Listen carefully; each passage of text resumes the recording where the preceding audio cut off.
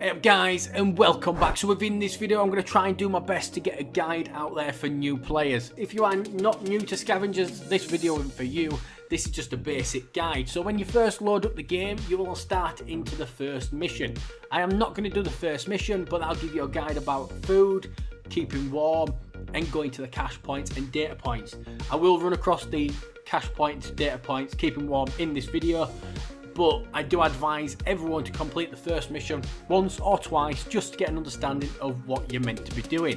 Once you've done that, we'll get onto this screen. You will have Tarek, Valora and Holden unlocked only. Forget about the rest of the characters, just them 3 characters you will have. Their characters are fantastic, but they've all got different abilities. Your Tarek's the sniper, he's got the stun trap. The Valora's got the aggress shield and she's a close quarter combat kind of person, and Holden is like an active medic. He has got a fantastic rifle called the strike rifle. These 3 guys you're going to have to choose by yourself which suits you best. If you're going to ask me, I would stay away from Tarek. Tarek's more fun later on. Go towards Holden or Valora, whichever suits you. So once you get into the game, it'll just start up. You'll start like this, you'll stand up. First thing you'll see is a blue mark of a gun, what you just saw then, which is the gun for you or weapon for you to go collect. You must go get a gun or a weapon because you start with nothing. Then, if you bring your map up, there'll be something with an orange marker on saying 30. This is a data point marker where you need to go and collect the data from. You should know this from the first mission that you will have done, but we'll go through it. My idea is to go through the AIs here, all the computer bots, and just run through them and try and kill as many as possible. Obviously trying to stay alive and keep myself alive is key, because if you go down, game over, you've only got 2 lives. When we're here, harvest the point. Once that's completed, you'll notice your levels going up. And because of this, you can now craft your armor. Make sure you do not forget to craft your armor in game. It is important. You can also go to smaller data points. This one here I'm at is for 15 data points. So if I stand here and harvest the whole point, I'll get 15 data. This is a 30 one. This is a max one. The only problem is if you go to the max ones, there's a lot more defense behind it. As you can see here, I've got a Reaver and an Overseer. These Overseers don't go down easily. So make sure you bring some firepower to destroy it, because otherwise it'll destroy you. Once you've farmed, you've got your data points up, you need crafting materials. Without crafting materials, you cannot craft any items. You'll be going up in level and you won't be able to craft anything. So even though you're going for all them data points that we've just seen, them 2 points, the 30 and the 15, get as many points you can, get your actual game level up. You must come to these points. There's a few of them scattered around. This one's an ammo chest, so not only will I get ammo, I will get the crafting materials too. This is a healing chest. I'll get heals from this one, and I will get crafting materials as well. This is a list of all the tactical stashes that you can do from around the map, so just make sure you bring up your map, and then on the key on the side is something that you'll need to use. Next after that, we're going to go on to food.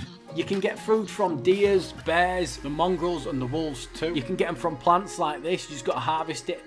Any food you collect will come out as a refined ration. It doesn't matter what it is, if it's meat or berries or anything, it will always go into the same category.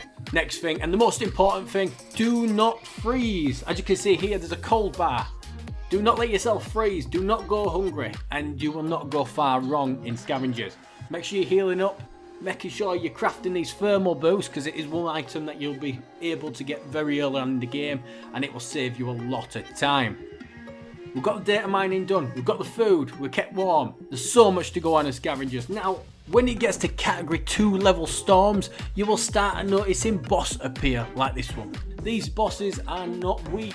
Do not try and fight them on your own, because if you get hit by that sledgehammer, you will get destroyed, and keeping alive is obviously key. And I know it's full on, but we're not going to stop here. Data links are something where you can extract your points. I only use data links to revive enemies. If you've got a downed enemy and they've run out of lives, this is one way you can get them back if you deposit 100 data points. The reason I only use these for bringing back teammates is because of this big orange beam in the sky. Everybody around can see it, and it puts you in a very difficult position. The Orbital Debris is one of the best things that you can collect. It will appear about level 4 in the game. If you go to that in your first team there, get harvesting it. it drops salvage, and salvage is the key. It drops scrap, drops data points, but key, it drops salvage.